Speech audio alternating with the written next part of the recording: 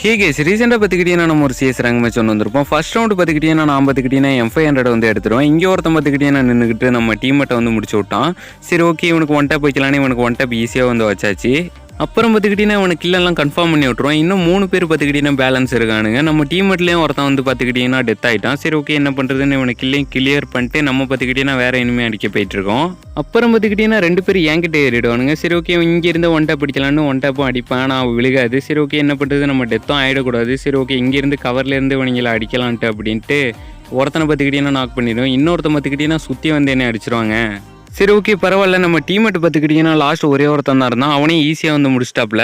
அப்புறம் last round பார்த்துக்கிட்டிங்கன்னா நான் வந்து மேலே ஏறிடுவேன். இங்கே ஒருத்தன் பார்த்துக்கிட்டிங்கன்னா நின்றுட்டு இருந்தான். இவனுக்கு டபுள் பேரில் அடித்தா நல்லா டேமேஜ் வாங்கிட்டான். அப்புறம் பார்த்துக்கிட்டிங்கன்னா அவன் வால் போட்டுட்டான். சரி ஓகே இங்கேருந்து அடிச்சிடலான்னு சொல்லிட்டு இங்கே தாவி வந்து இவனையும் முடிச்சு விட்டேன். லாஸ்ட்டு ஒரே ஒருத்தன் தான் இருக்கான். அவனும் நம்ம டீம்மேட்டை வந்து நாக் பண்ணிட்டான். சரி ஓகே இவனை ஈஸியாக அழுத்தி முடிச்சு விட்ருவேன்.